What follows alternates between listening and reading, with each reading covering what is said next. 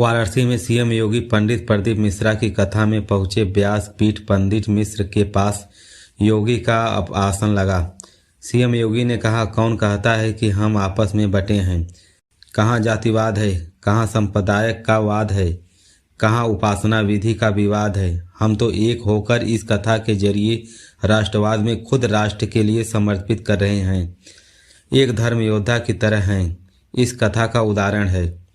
योगी ने कथा में शामिल होने पर प्रदीप मिश्र को कहा, मुख्यमंत्री योगी का नारा पूरे चुनाव में गूंजता रहा, बटेंगे तो कटेंगे। नारे ने महाराष्ट्र और यूपी की चुनाव बीजेपी की जीत दिलाई है। योगी ने वाराणसी पहुंचने पर वकीलों का हंगामा किया। सीएम योगी वाराणसी पहुंचने तो वकीलों ने सोमवार को हंगामा कर दिया। स्टाम्प मंत्री रविंद्र जायसवाल के विरोध में उतरने के बाद नारेबाजी की। योगी का घेराव करने जा रहे वकीलों ने कचहरी का गेट बंद करके पुलिस ने रोका। फिर पुलिस ने धक्का देकर वकीलों का गेट खुलवाया। कलेक्ट्रेट और सर्किट हाउस के सामने प्रदर्शन किया।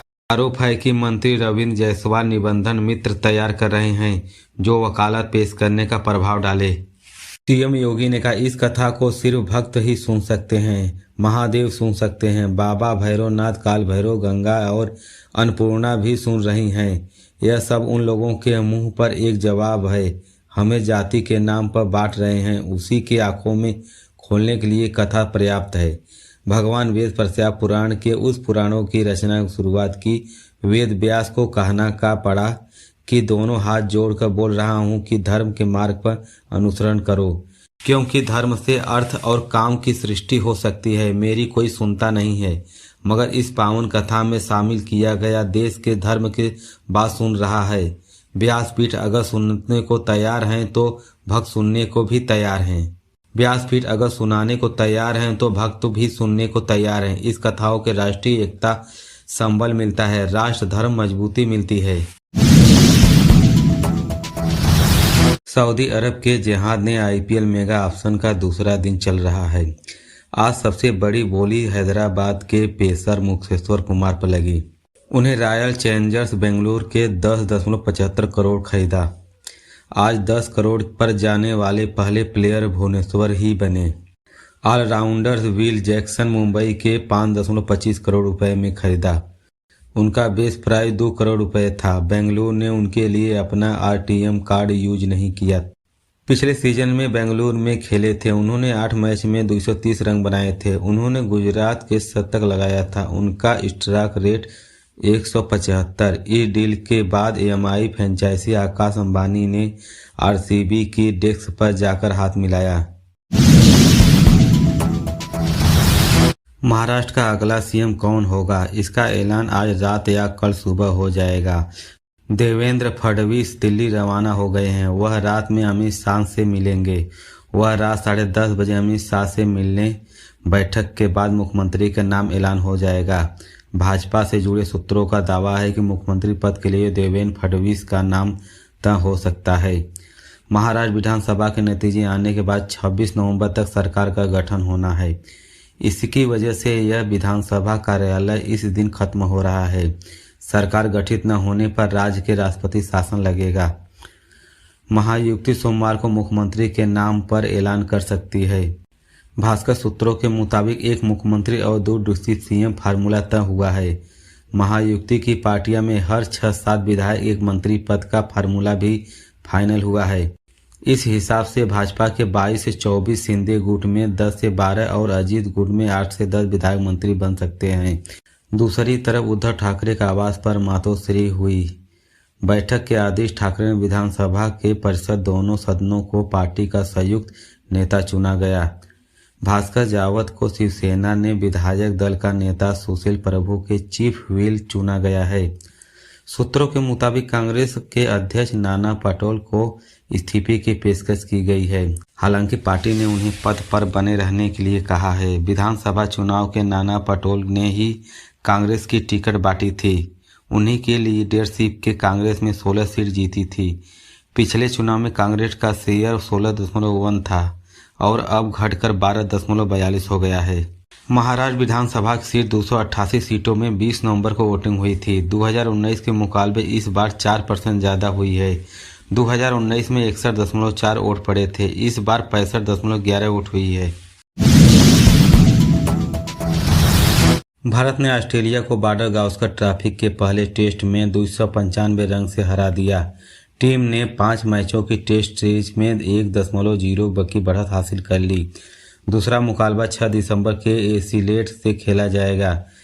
पर्थ ने ऑप्शन स्टेडियम में सोमवार को मैच के चौथे दिन 534 रन चेंज कर रही कंगारू की टीम के दूसरी पारी में 238 रन पर ऑल आउट हो गई।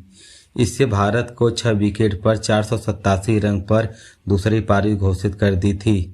टीम इंडिया ने पहली पारी में 150 रन बनाए थे। जवाब में ऑस्ट्रेलिया ने पहली पारी में 104 रन के सिमट गई थी। पर्थ के ऑप्शन के स्टेडियम में ऑस्ट्रेलिया की यह पहली हार है। टीम ने इससे पहले 4 मैच खेले थे और सभी जीते थे। यह ऑस्ट्रेलिया के भारत की अब तक की सबसे टेस्ट जीत है। सबसे पहले 222 की सबसे बड़ी जीत थी जब टीम 1977 में मेंबर्स को हराया। ऑस्ट्रेलिया की दूसरी पारी में बुमराह और मोहम्मद सिराज ने 3-3 विकेट लिए। ट्रेविस हेड ने अर्धशतक लगाया। बुमराह को प्लेयर्स ऑफ द मैच चुना गया। उन्होंने पहले पारी में 5 विकेट लिए थे। तेलंगाना सरकार ने अडानी ग्रुप के 100 करोड़ रुपए का डोनेशन का ऑफर ठुकरा दिया है। यह डोनेशन यंग इंडिया स्कूल के यूनिवर्सिटी के लिए दिया जा रहा था। सोमवार को यह जानकारी मुख्यमंत्री रेवंत रेड्डी ने प्रेस कॉन्फ्रेंस कर दी थी।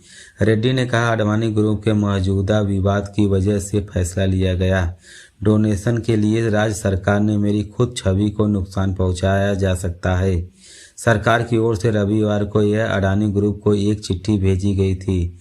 उसमें अडानी ग्रुप के यूनिवर्सिटी के लिए 100 करोड़ रुपए के ट्रांसफर न करने का अनुरोध किया गया है। कई कंपनियों यूनिवर्सिटी को फंड दिया है, लेकिन तेलंगाना सरकार ने अब तक किसी भी ग्रुप में खाते में एक भी रुपया नहीं लिया। उद्योगपति गौतम अडानी समेत 8 लोगों के अमेरिका न्यूयॉर्क में अरबों रुपए की धोखाधड़ी का आरोप लगे हैं। न्यूयॉर्क की फेडरल कोर्ट में 20 नवंबर को सुनवाई में गौतम अडानी, उसके भतीजे सागर अडानी, विपिन और रंजीत गुप्ता, साइरिल कैविल्स को सौरभ अग्रवाल, दीपक मल्होत्रा और रूपेश अग्रवाल को आरोपी बनाया गया था। रॉयल्स की रिपोर्ट के मुताबिक गौतम अडानी और सागर के खिलाफ गिरफ्तारी वारंट ही जारी किया गया। यूनाइटेड स्टेट एरोनॉटिक ऑफिसर का कहना है कि अडानी ने भारत को सोलर एनर्जी से जुड़े कॉन्ट्रैक्ट हासिल करने के लिए भारतीय अधिकारियों को $265 मिलियन की रिश्वत दिया। ये योजना बनाने थे। पूरा मामला अडानी ग्रीन एनर्जी लिमिटेड और एक अन्य फर्म से जुड़ा है। अडानी ग्रुप में सभी आरोपी निधार बताया गया है। अडानी के एक आरोप की रिश्वत के पैसे जुटाने के लिए उन्होंने अमेरिका इन्वेस्ट के बैंकों को झूठा बोला। अमेरिका के मामले में इसलिए दर्ज हुआ क्योंकि प्रोडक्ट्स में अमेरिका के इन्वेस्ट का पैसा लगा था और अमेरिका कानून के तहत पैसे की रिश्वत के रूप में देना अपराध है। जम्मू कश्मीर के कटना में वैष्णो देवी रोपवे प्रोडक्ट्स के खिलाफ खच्चर और पालिकी वालों के विरोध शुरू कर दिया। पुलिस ने सोमवार को प्रदर्शनकारियों को रोकने की कोशिश भी की थी। भीड़ में पत्थरबाजी शुरू कर दी। हिंसा प्रदर्शन कुछ लोगों घायल भी होने की खबर है। वैष्णो देवी ब्राइन बोर्ड कटरा में ताराकोट मार्ग पर झांसी छत से बीच 12 किलोमीटर मार्ग पर 250 करोड़ रुपए की लागत से रोपवे प्रोजेक्ट का निर्माण करवाया गया था। वैष्णो देवी आने वाले श्रद्धालुओं के खच्चर और पालकियों के मंदिर के दर्शन कराए जाते थे। उनके कमाई का जरिया है, इसलिए वे इसका विरोध कर रहे थे। रियासी में यस परिवहन के ने बताया कि लोग पिछले 3 दिनों से यह विरोध कर रहे हैं। हम स्थिति की संभाल रहे हैं। आज उनमें से कुछ ने पुलिस टीम पर पथराव किया। हम स्थिति को संभालने की कोशिश कर रहे हैं और उम्मीद है कि जल्द ही सामान्य स्थिति बहाल हो जाएगी। जम्मू कश्मीर के उपराज्यपाल मनोज सिन्हा ने निर्माणाधीन जम्मू तवी रिफंड परियोजना का स्थल का दौरा किया। उन्होंने कहा कि 90% काम पूरा हो चुका है। उम्मीद है कि यह जनवरी तक पूरा हो जाएगा। कटरा में जब चल रहे प्रदर्शन में उन्होंने कहा कि श्री माता वैष्णो देवी ब्राइन बोर्ड के द्वारा घोषित रोपवे परियोजना का उद्देश्य तीर्थ यात्रा के लिए तेज और सुरक्षित यात्रा प्रदान करता है। प्रदर्शन में मजदूर संघ के अध्यक्ष भूपिंदर सिंह जायसवाल और शिवसेना के प्रदेश अध्यक्ष मनीष साहनी भी शामिल हुए। उन्होंने रोपवे प्रोजेक्ट से प्रभावित होने वाले प्रत्येक नागरिक के लिए 20 लाख का मुआवजा देने की मांग कही। साथ ही प्रभावित लोगों के लिए पुनर्वास प्लान बनाने भी कहा। श्री वैष्णो देवी मंदिर साइन बोर्ड में मुख्य कार्यकारी अधिकारी अतुल गर्ग ने बताया कि 250 करोड़ रुपए की लागत से नए रोपवे प्रोजेक्ट को हरी झंडी मिल गई है। इसके तहत कटरा में साझी छत जाने के महज 6 मिनट का वक्त लगेगा। इसके बाद 45 से 50 मिनट वैष्णो देवी का भवन तक पहुंचा जा सकता है। फिलहाल भक्तों को मंदिर तक पहुंचने में चढ़ाई में 6 घंटे से 7 घंटे भर लगते हैं। प्रोडक्ट्स पूरा होने पर श्रद्धालुओं को सिर्फ 1 घंटा लगेगा। रोपवे 1 घंटे से 1000 लोगों को एक जगह से दूसरी जगह ले जा सकता है। वैष्णो देवी के दर्शन के लिए इस साल अक्टूबर तक 46 लाख से ज़्यादा लोग पहुंच चुके हैं। श्राइन बोर्ड में अधिकारियों का कहना है कि आंकड़े 1 करोड़ के ऊपर पहुंचा जाएगा। पिछले 95 लाख से ज़्यादा लोगों ने दर्शन किए थे। जम्मू कश्मीर, हिमाचल प्रदेश और लद्दाख के बर्फबारी के कारण पहले उत्तर प्रदेश में राज्यों में ठंडी बढ़ी थी। अब मध्य प्रदेश, राजस्थान, छत्तीसगढ़ में भी तापमान गिरावट के दौरान शुरू हो गया है। मध्य प्रदेश में पंचमी, नर्मदा और राजस्थान के माउंट आबू के तापमान 7 डिग्री नीचे पहुंच चुका है।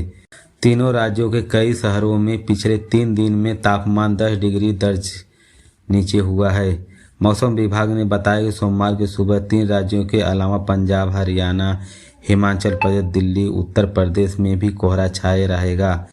कोहरे के कारण बिहार में पूर्णिया विजिबिलिटी घटकर 100 मीटर हो गई है। हिमाचल प्रदेश में रविवार को बर्फबारी हुई। जम्मू कश्मीर में लद्दाख में आज सोमवार को बर्फबारी का अनुमान जताया गया है। दिल्ली में विधानसभा चुनाव के पहले आप सरकार ने बुजुर्गों की पेंशन स्कीम दोबारा शुरू करने का ऐलान किया। स्कीम में 80,000 नए बुजुर्गों को जोड़ा गया है। पहले 4.50 लोगों की स्कीम का फायदा मिलता था। अब 5 लाख से ज़्यादा बुजुर्ग स्कीम के दायरे में आएंगे। 60 से 69 साल के बुजुर्गों को हर महीने 2,000 रुपये दिए जाएगा।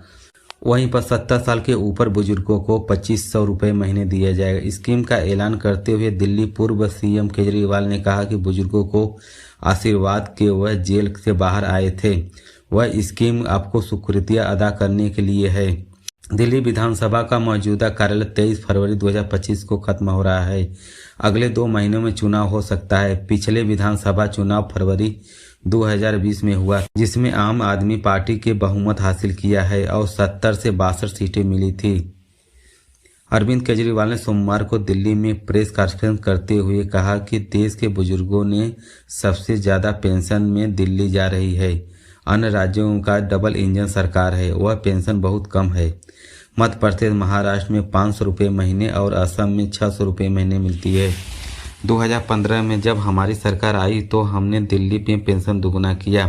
पहले की सरकार 60 से 59 साल तक बुजुर्गों को हर महीने 1,000 रुपये देती थी। हमने इसे 2,000 किया। 70 साल के ऊपर बुजुर्गों को 1,500 बढ़ाकर 2,500 रुपया किया।